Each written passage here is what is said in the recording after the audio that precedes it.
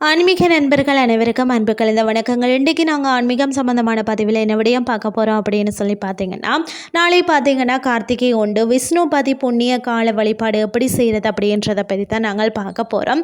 பெரும்பாலானவர்களுக்கு இந்த வழிபாடு தெரிந்திருக்க வாய்ப்பு இருக்கிறது. சமீப காலமாக விஷ்ணுபதி புண்ணிய காலத்தை பற்றி நிறைய ஜோதிடர்கள் ஆன்மீக பேச்சாளர்கள் சொல்கின்றார்கள்.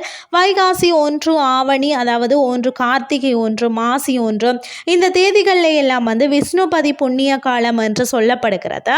இந்த நாளில் பெருமாளை வழிபாடு செய்ய நம்மளுடைய தலையெழுத்து மாறும் அப்படின்னு சொல்லப்படுகிறது. சில பேர் தலையெழுத்தில் வாழ்க்கையில் கடைசி வரை கஷ்டம்தான் என்று எழுதியிருக்கும். அவர்களுடைய ஜாதக கட்டத்தில் கிரகங்கள் தாறுமாறாக விளையாடி இருக்கும். சில பேருடைய வாழ்க்கையில் இதுவரை நல்லதே நடந்திருக்காது. இனிமேலும் நல்லது நடக்க வாய்ப்பில்லை என்ற சூழ்நிலை இருந்தால் இந்த விஷ்ணுபதி புண்ணிய காலத்தில் இந்த பெருமாள் கோவிலுக்கு சென்று பின் சொல்லக்கூடிய இந்த வழிபாட்டு முறையை செய்து கொள்ளுங்கள். வாழ்க்கையில் வரும் கஷ்டங்கள் படிப்படியாக குறையும் என்றே சொல்லலாம். அதாவது பார்த்தீங்கன்னா, நாளை சனிக்கிழமையோடு சேர்ந்து இந்த கார்த்திகை 1ஆம் தேதி பிறந்திருப்பது மிக மிக சிறப்பு. சனிக்கிழமை பெருமாளுக்கு உகந்த நாள். அந்த நாளிலே விஷ்ணுபதி புண்ணிய காலம் வந்திருக்கிறதா. இந்த நாளில் வழிபாட்டை மேற்கொண்டால் விஷ்ணுவும் பக்தியும் சேர்ந்து நமக்கு ஆசிர்வாதத்தை வழங்குவார்கள். அந்த பெருமாளின் மனைவி பத்மாவதி தாயார், அதாவது மகாலட்சுமி தேவியும் நமக்கு ஆசிர்வாதத்தை வழங்குவார்கள். கார்த்திகை 1ஆம் தேதி நள்ளிரவு 1:30 மணியிலிருந்து காலை 10:30 மணி வரை இந்த விஷ்ணுபதி புண்ணிய காலம் இருக்கிறது.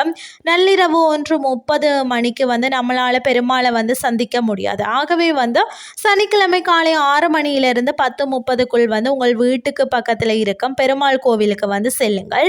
கையில் 27 புஷ்பங்களை எடுத்து செல்லுங்கள். ஏனென்றால் இந்த நாளில் பெருமாளை 27 முறை வலம் வரணும்.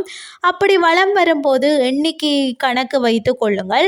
ஏதாவது ஒரு பொருள் நமக்கு தேவை, அதாவது கொடிமரத்தோடு இருக்கும் பெருமாள் கோவிலுக்கு சென்று பெருமாளை வழிபட்டு கொடிமரத்தில் இருந்து உங்களுடைய சுற்று கணக்கை வைத்து கொள்ளுங்கள். முதல் சுற்று முடிந்தவுடன் கொடிமரத்தடியில் ஒரு பூவை வைத்து விடுங்கள். கையில் இருக்கும் மொத்த பூவும் தீரும் போது 27 சுற்று கணக்கு ஆகிவிடும். அது மட்டும் இல்லாமல் கோவிலை வலம் வரும்போது ஓம் நமோ நாராயண கோவிந்தா பெருமாளே என்று பெருமாளின் நாமத்தை சொல்லிக்கொண்டே கோவிலை வலம் வருங்கள். பிறகு நமஸ்காரம் செய்து சிறிது நேரம் பெருமாள் கோவிலில் அமர்ந்து உங்களுடைய பிரார்த்தனையை பெருமாளிடம் சொல்லுங்கள்.